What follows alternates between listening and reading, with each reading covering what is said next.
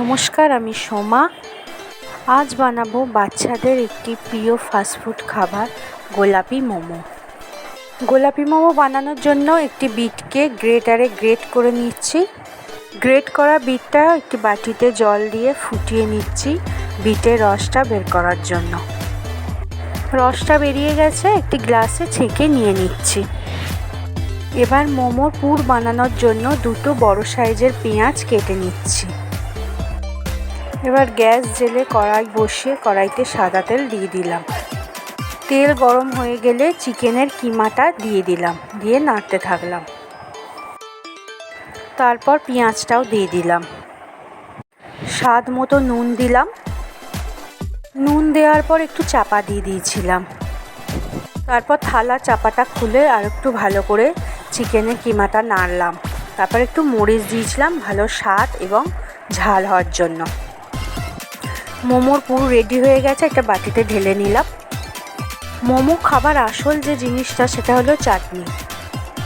ওটা বানানোর জন্য টমেটো রসুন কেটে নিয়েছিলাম, তাতে 4-5টার মতো শুকনো লঙ্কা দিয়েছিলাম। তারপর আবারও কড়াইতে সাদা তেল দিয়ে শুকনো লঙ্কা টমেটো রসুন দিয়ে দিলাম চাটনিটা বানানোর জন্য। একটু নুনও দিয়েছিলাম স্বাদ হওয়ার জন্য। তারপর তেলেতে ভালো করে একটু ভেজে নিয়ে মিক্সি জারে দিয়ে দিলাম। এতে একটু লেবুর রস অ্যাড করেছিলাম, ওই ভিডিওটা তোলা হয়নি। তারপর ময়দাটা গ্রেট করা বিটের রসটা দিয়ে নুন তেল দিয়ে মেখে নিলাম।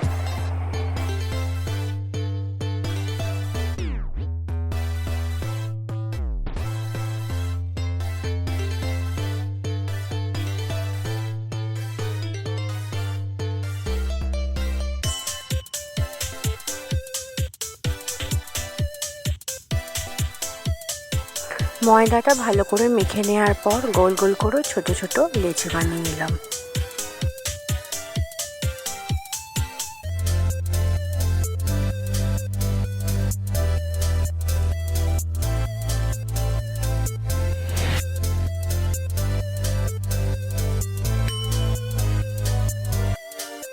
তারপর ময়দার লিচিগুলোকে গোল গোল করে লুচির মতো বেলে নিলাম।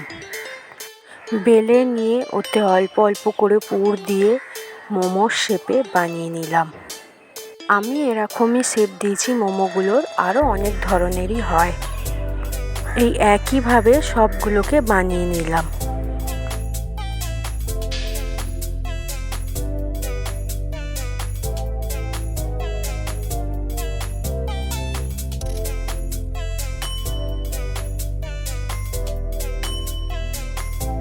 তারপর কড়াইতে অল্প জল দিয়ে জলটা গরম হতে বসিয়ে দিলাম।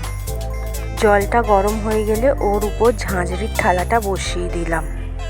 তারপর থালার মধ্যে মোমোগুলো দিয়ে আরেকটি থালাকে চাপা দিয়ে দিলাম ভাপে সেদ্ধ হওয়ার জন্য। মোমো রেডি হয়ে গেছে, এবার নামিয়ে নিচ্ছি।